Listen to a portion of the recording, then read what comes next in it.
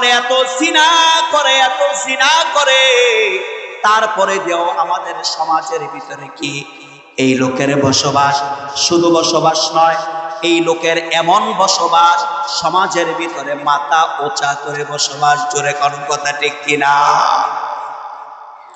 অথচ আল্লাহ রাসূল সাল্লাল্লাহু আলাইহি ওয়াসাল্লাম বলেন, দুনিয়ার মানুষেরা শোনো,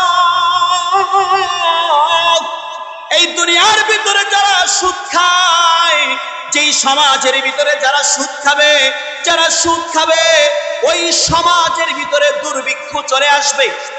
কি বৃক্ষ?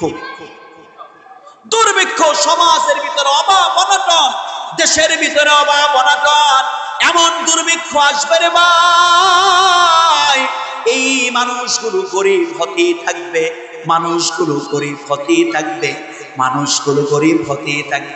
অশান্তিতে ভোগ করতেই থাকবে। এই পৃথিবীর ভিতরে বহুত পাপ রয়েছে, একটি পাপ করলে আরেকটি পাপ হয়, এমন কোন পাপ এই পৃথিবীর ভিতরে আছে বলে খুব কম। আপনি যদি চুরি করলে জিনার গুনাহ হয়নি? কি বলেন ভাই? হয়। ডাকাতি করলে কি জিনার গুনাহ হয়? আপনি চুরি করলে শুধু চুরিরই গুনাহ, ডাকাতি করলে ডাকাতিরই কি গুনাহ, নামাজ না পড়লে নামাজ না পড়ার গুনাহ, রোজা না রাখলে রোজা না রাখার গুনাহ। এ ভাই, পৃথিবীর ভিতরে এমন কিছু পাপ রয়েছে, আপনি জিনা না কইরাও আপনি জিনাকার, আপনি আল্লাহর সাথে যুদ্ধ না কইরাও যুদ্ধের অংশীদার। পৃথিবীর ভিতরে এমন কিছু পাপ রয়েছে রে ভাই, যে আপনি মাকে বিবাহ করেন নাই, তারপরে আপনি মার সঙ্গে জিনাকার। এই পাপ থেকে আমরা যতক্ষণ পর্যন্ত বাইরে হইতে না পারব, এতক্ষণ পর্যন্ত এই আনুষঙ্গিক এই পাপ থেকে আমরা বাইরে হইতে পারব।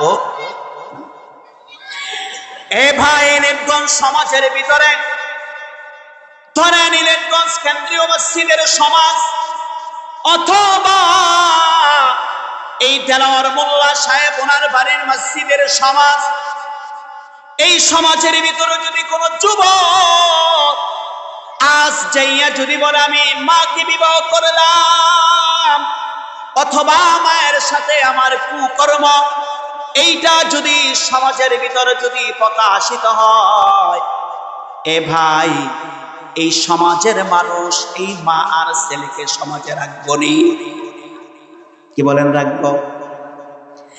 এ ভাই, খুব ভালো করে বোঝার চেষ্টা করেন, এই সমাজের ভিতরে যদি একজন বেশ্যা মহিলা থাকে, সে যদি এলাকার যুবকদেরকে যদি নষ্ট করে, দৈনিক যদি সে শতে বার যদি জিনা করে, এই মহিলাকে এই সমাজের ভিতরে কেউ রাখবো নি? কি বলেন, রাখবো? খুব ভালো করে বোঝার চেষ্টা করেন। এ ভাই, তাহলে উনি একটি পাপ করলো, বেশ্যা মহিলাকে সমাজে রাখবেন না, মাকে বিবাহ করা সন্তান সমাজে রাখবেন না, কিন্তু এমন একটি পাপ রয়েছে, যেই পাপের নাম কি? সুদ। কি নাম?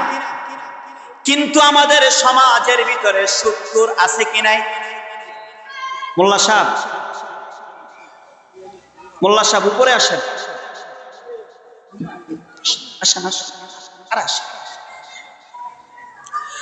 তো এই সমাজের ভিতরে সমাজের ভিতরে সুদখোর আছে কি নাই? কি বলেন, আছে? কিন্তু আজও পর্যন্ত কোন মসজিদের কমিটি, কোন নেতারা, কোন সামাজিক ভাবে কোন পঞ্চায়েত বিচার করে এই সমাজ থেকে সুদখোর কি করছে না? বাহির করে নাই। অথচ রাসূল সাল্লাল্লাহু আলাইহি ওয়াসাল্লাম বলেন, দুনিয়ার মানুষেরা শোনো, দুনিয়ার ভিতরে যদি কোনো ব্যক্তি একটি টাকা যদি সুদ খায়, কয় টাকা? জোরে বলেন, কয় টাকা?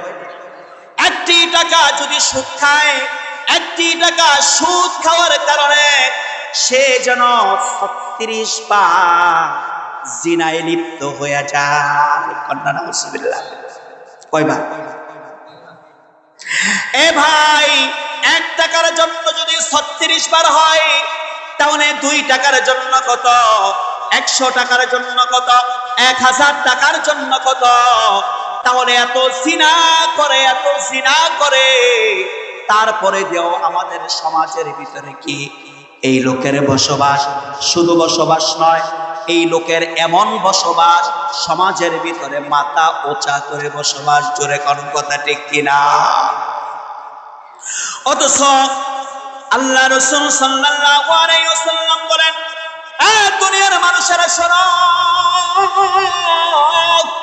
এই দুনিয়ার ভিতরে যারা সুদ খায়, যেই সমাজের ভিতরে যারা সুদ খাবে, যারা সুদ খাবে, ওই সমাজের ভিতরে দুর্ভিক্ষ চলে আসবে। কি ভিক্ষ? দুর্ভিক্ষ। সমাজের ভিতরে অভাব অনটন, দেশের ভিতরে অভাব অনটন, এমন দুর্ভিক্ষ আসবে রে ভাই, এই মানুষগুলো গরিব হতেই থাকবে, মানুষগুলো গরিব হতেই থাকবে, মানুষগুলো গরিব হতেই থাকবে, অশান্তিতে ভোগ করতেই থাকবে, অশান্তিতে ভোগ করতেই থাকবে। এ ভাই, খুব ভালো করে বোঝার চেষ্টা করেন, ইলেকট্রনিক্সের ভিতরে কি প্রভাব বাক্য আছে যে সুদ খাইলে তাড়াতাড়ি বড়লোক হওয়া যায়। কি বলেন, কথা ঠিক কিনা? সুদখোর যে সে অনেক বড় লোক। আমি আপনাকে কোরআনের আয়াতটা ধরে ধরি। আল্লাহ সুবহানাহু ওয়া তাআলা ডাক দিয়ে বলেন, ইয়ামহাকুল্লাহুর রিবা ওয়া ইউরবিস সাদাকাত।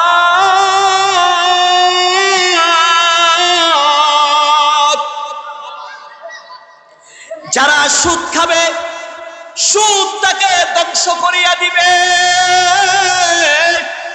সুদ কোনদিন তাকে সম্পদ দিবে না, সুদ তাকে ধ্বংস করিয়া দিবে, সুদ তাকে ধ্বংস করে দিবে। কথা কার? জোরে কর।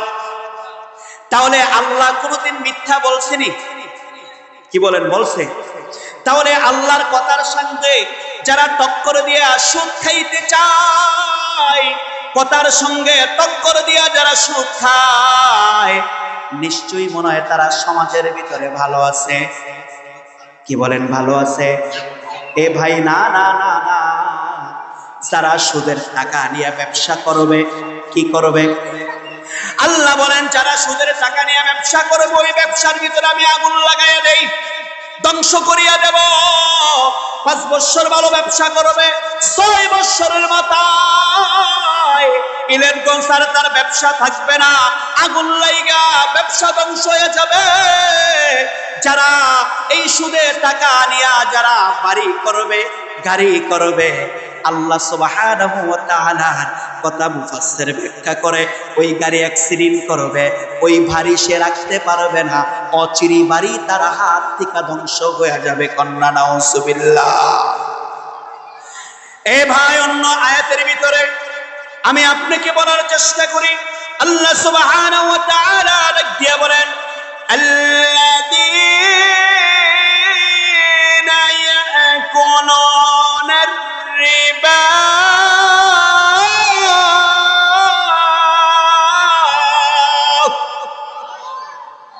যারা সুদ খায়।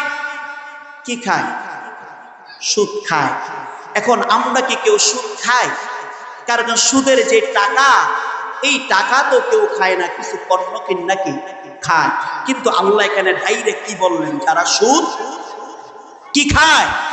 সুদ খায়। এইখানে সুদ খাওয়ার কথা কিভাবে আল্লাহ সুবহানাহু ওয়া তাআলা ডাক দিয়া বললেন? দুনিয়ার মানুষেরা শোনো, মুফাসসির ব্যাখ্যা করে বলে, যারা সুদ খায় তারা সুদের টাকা খায় না, সুদের পণ্য খায় না। যারা সুদ খায় তারা গরিবের রক্তগুলো চুষে চুষে খায়। গরিবের রক্তগুলো চুষে চুষে খায়। দেখবেন এই সুদখোর কোন বড় লোকের কাছে টাকা শুনবে কি? কি বলেন? লাগায়। কার কাছে? যত গরিবের কাছে লাগায়, তার থাপ্পড় দিয়ে তার কাছে টাকা, বাড়ি, তার দোকান, পাট, গরু, ছাগল, বেড়া, বকরি, দুম্বা সব তার থেকে কি করে নিয়ে আসে আস্তে আস্তে। আবার কিছু কিছু মানুষ বলে সুদ হলো ওয়াহাল্লাল্লাহুল বাইআ ওয়া হাররামার রিবা, সুদ হলো বেচা কিনার মতো। কিসের মতো? বেচা কিনার মতো।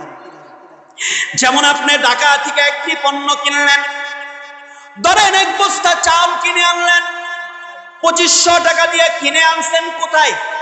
ইলেকগঞ্জ বাজারে। ওই চালের বস্তা আপনি বিক্রি করলেন 3000 টাকা। কয় টাকা লাভ হলো? জোরে বলেন, কয় টাকা? 500। কোন ব্যক্তি আপনাকে 2500 টাকা আপনার কাছে সুদে লাগাইছে। কয় টাকা? 2500 টাকা। সে এক মাসে নিয়ে গেল কত? 500। ওইখানে এক মাস চালান খাটাইয়া বস্তা প্রতি পাইলেন 500, এইখানে বস্তা ছাড়া পাইলেন কত? কি বলেন, কত টাকা? এইটাও 500, এইটাও 500। তাহলে তাদের যুক্তি তো ঠিক যে ওইটা কিছু কিনলাম, এইটাকে কিছু কিনলাম না। ওইটাও 2500 টাকা চালান, 500 টাকা লাভ। এইটাও 2500 টাকা চালান, কয় টাকা লাভ? কয় টাকা? তাহলে সুদ কেন হারাম? আর ওই ব্যবসা, ওই চাউলের 500 টাকা লাভ, এইটা কেন হালাল? কি বলেন? এরকম একটি প্রশ্ন আপনাদের থাকতে পারে না? খুব ভালো করে বোঝার চেষ্টা করেন, আপনার প্রশ্নের সহজ উত্তরটা নিয়ে যান। ভাই, আপনার ঘরে যে স্ত্রী রয়েছে ওইটাও কি মেয়ে মানুষ? কি মানুষ? জোরে বলেন, কি মানুষ? আপনার একটি সন্তান হয়, 2টি হয়, 3টি হয়, 4টি হয়, একটাও জাউরা সন্তান কোনোদিন কেউ কইছেনি? কি বলেন, কইছে? সব কি হালাল। কিন্তু ভাই, ওই কোন একটি মহিলাকে যে আপনি দর্শন করলেন, স্ত্রীর সাথে যা করলেন ওই মহিলার সাথেও কি তা করলেন। এবার ওই মহিলার ঘরে সন্তান হলো, আপনার স্ত্রী যেমনে করে প্রসাদ করলো ওই মহিলাও এমনে করে প্রসাদ করলো। বলেন তো ওই সন্তানটা হালাল না হারাম? কি? তাহলে কেন হারাম আর কেন হালাল? মহিলা তো কয়জন?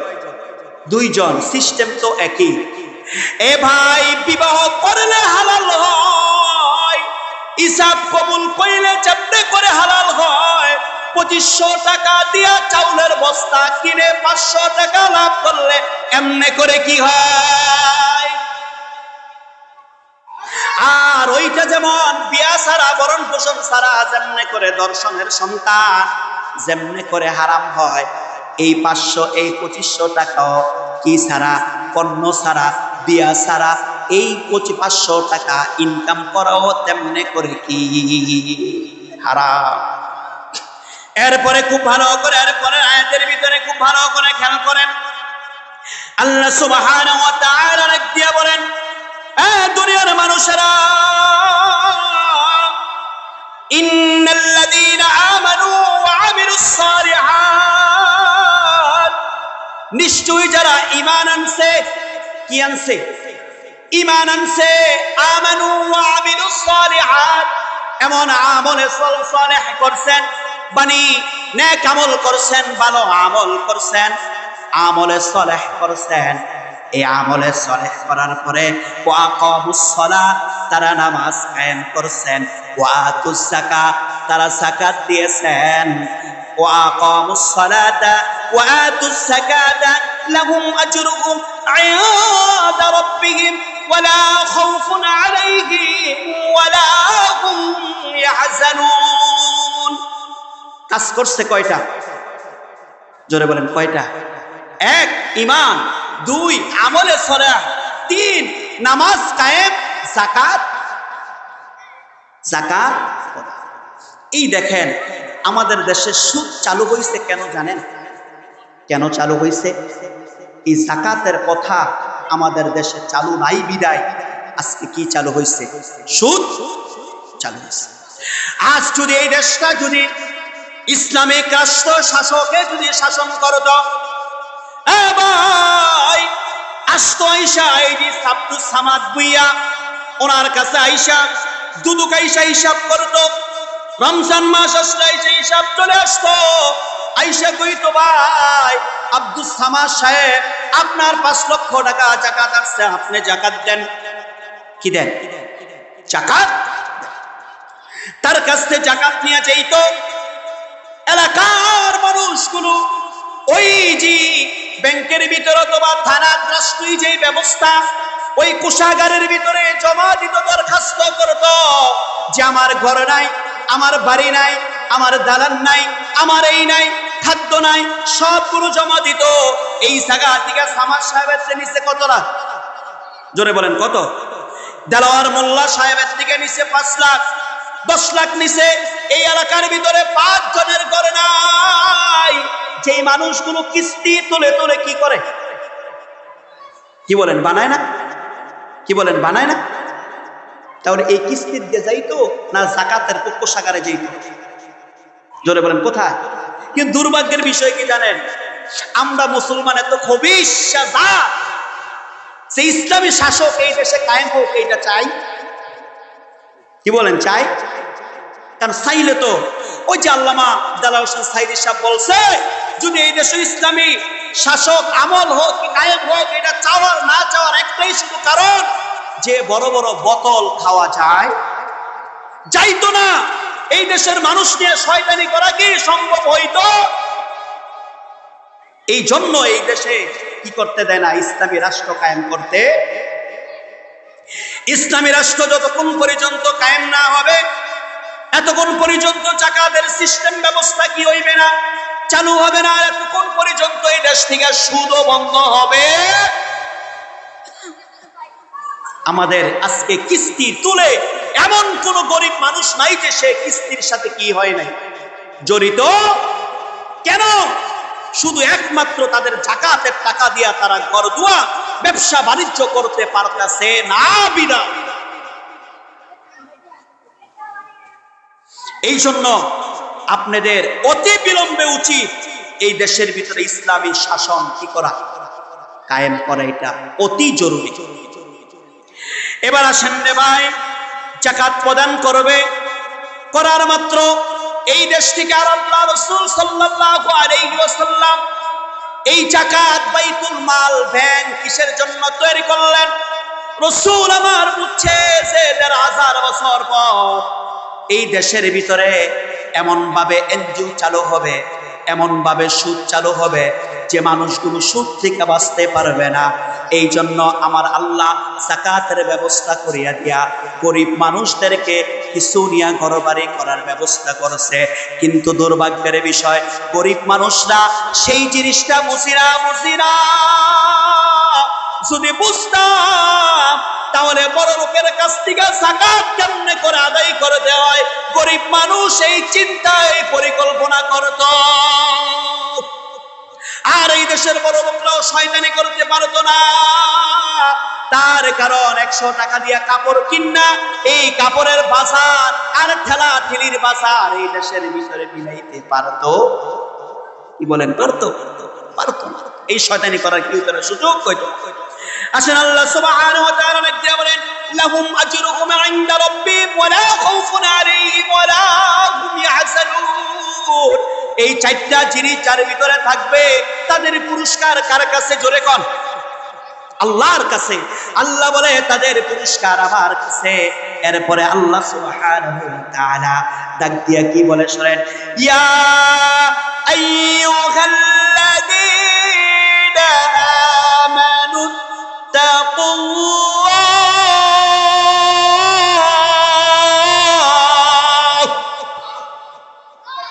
আল্লাহ সুবহানাহু ওয়া তাআলা ডাক দিয়া বলেন, ইয়া আইয়ুহাল্লাযীনা আমানু, হে ঈমানদারেরা, আমানুত্তাকুল্লাহ, আমাকে কি করো? কারে? যদি আল্লাহরে যদি ভয় করতে তাহলে সুদের কাছেও কি কি বলেন, যাইতে যাইতেন না। আসেন সামনে আয়াতে কি কয়, খুব ভালো করে মন দিয়ে গেল। আমানুত্তাকুল্লাহ, আল্লাহকে ভয় করো। তারপরে ডাক দেন ওয়াদারু মা বাকিয়া মিনার রিবা। তোমরা সুদ খাইয়া লাইছো, বুঝো নাই, সুদ দিয়া লাইছো, বুঝো নাই। এখন তোমাদের কানের ভিতরে চলে গেছে সুদ খাওয়া অনেক কঠিন গুনাহ, সুদ খাওয়া অনেক বড় পাপ। সুদ খাইলে মার সঙ্গে জিনার গুনাহ হয়। সুদ খাইলে 1 টাকায় 36 বার জিনার গুনাহ হয়। সুদ খাইলে মানুষ পাগল অবস্থায় কিয়ামতের ময়দানে উঠবে। সুদ খাইলে মানুষ ধ্বংস হয়ে যাবে। সুদ খাইলে তার চেহারা নষ্ট হয়ে যাবে। সুদ খাইলে মানুষের অঙ্গ প্রত্যঙ্গগুলো নষ্ট হয়ে যাবে। কন্যা নাউজুবিল্লাহ। আল্লাহ এই কথা রাখ দিয়া বলেন ওয়াদারু মা বাকিয়া মিনার রিবা। তোমরা না বুঝা খাইছো, কিন্তু এখন কোরআনের আয়াত তোমাদের কানে চলে গেছে। কিসের আয়াত? তোমরা যখন কোরআনের আয়াত চলে গেছো, তোমার মাঠের ভিতরে সুদ লাগানো আছে, সুদের টাকা লাগানো আছে 20 লক্ষ টাকা। তোমরা আসলটা নিয়ে ফেরো আর বকেয়াটা ছেড়ে দাও। আসলটা নিয়ে ফেলো, লাভটা কি ছেড়ে দাও। আর লাভ খাইতে যাও না, আর সুদের লেনদেন আর করিও না। আসলটা নিয়ে যাও, বকেয়াটা ছেড়ে দাও। না না না না, আল্লাহর বাণী আমার কোরআন আমার কানের ভিতরে আসছে, আমি আর সুদ খাবো না। এ ভাই খুব ভালো করে বোঝার চেষ্টা করেন। রাসূলের জামানায় 2 জন ইহুদি, একদল ইহুদি আরেক দল ইহুদি, 2 জন একজন আরেকজনের কাছ থেকে সুদে লেনদেন করছে। কি করছেন? সুদে লেনদেন করছে। কিন্তু যে ব্যক্তি সুদে লাগাইছে আর যে নিছে, যারা নিয়েছে, নেওয়ার পরে তারা মুসলমান হয়ে গেছে। মুসলমান হওয়ার পরে শুনছে ওয়াসারু মা বাকিয়া মিনার রিবা ইন কুনতুম মুমিনিন। মুমিনেরা সুদ খেতেও পারে না, সুদ দিতেও কি, সুদ খাইতেও পারে না, সুদে দিতেও কি পারে। এই কথা শোনার পরে কয় না, আমি মুমিন, আমি মুসলমান, আমি সুদ খাবো না, সুদ দেব না। এবার ইহুদি আইসা টাকা চায়, মুমিন কয় আমি সুদ দেব না। লাগছে পেস। মক্কার যিনি গভর্নর ছিলেন, মক্কার যিনি খলিফা ছিলেন, ওনার কাছে গেলেন, যে বললেন মক্কার খলিফা, আপনার মুসলমান ইহুদি থাকতে আমার কাছ থেকে কি নিয়েছে? কিছু ঋণ নিয়েছে, সুদ নিয়েছে। এখন বলে সে সুদ দিবে না, মুসলমান ধর্মে নাকি নিষেধ। উনি যাই বলুক না কেন, আমার সুদের টাকা দেওয়াই লাগবে। এই কথার কোনো সমাধান খলিফা দিতে পারলো না। চিঠি পাঠাইলো মদিনার ভিতরে আমার রাসূলের রওজা, আমার রাসূলের সেই মসজিদে নববীর ভিতরে রাসূলের কাছে চিঠি পাঠাইলেন। রাসূল চিঠি পড়ে রাসূল দেখে যেহেতু বিশাল সমস্যা, রাসূল চিঠি পাওয়ার সঙ্গে সঙ্গে ডাক দিয়া কয়, এই ইহুদি, তুমি যদি এই মুহূর্তে যদি ওনাকে যদি এই সুদের লেনদেন, এই সুদের টাকা পয়সা যদি তুমি ক্ষমা যদি না করো, তোমার সঙ্গে আমার যুদ্ধ হয়ে যাবে। কন্যা সুবহানাল্লাহ, কি হয়ে যাবে? যুদ্ধ। এই কথা কোথায় বলে শুন। ফাইন লাম তাফআলু ফাআযানু বিহারবিন মিনাল্লাহি ওয়া রাসূলিহি।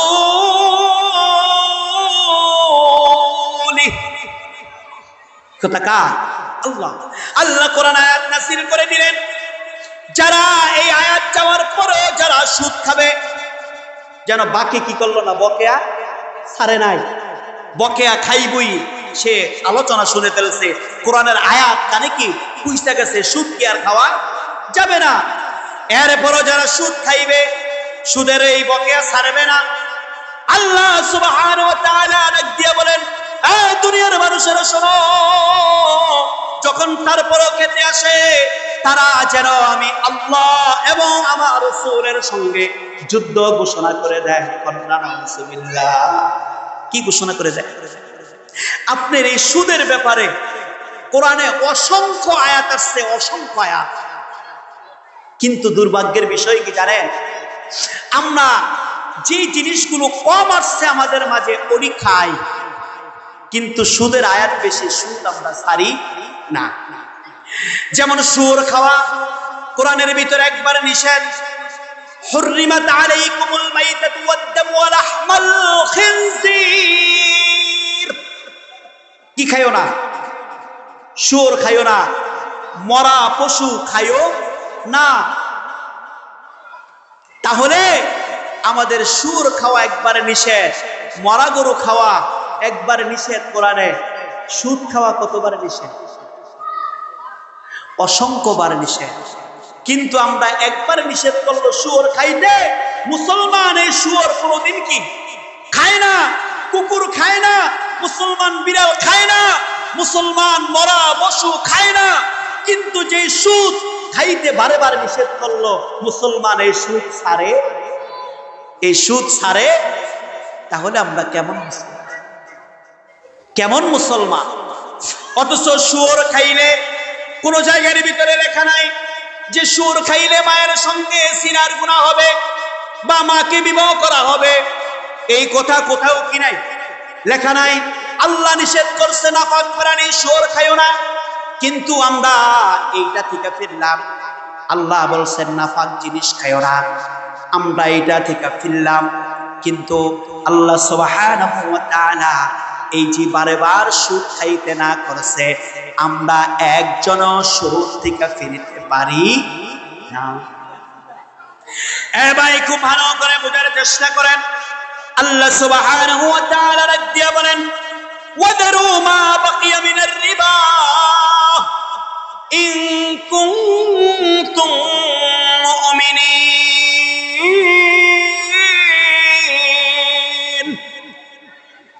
আল্লাহ সুবহানাহু ওয়া তাআলা ডাক দিয়া বলেন, যারা এই সুদ থেকে ফিরতে না পারবে, এরা কখনো কোশ্চিনকালও মুমিন হইতে পারবে।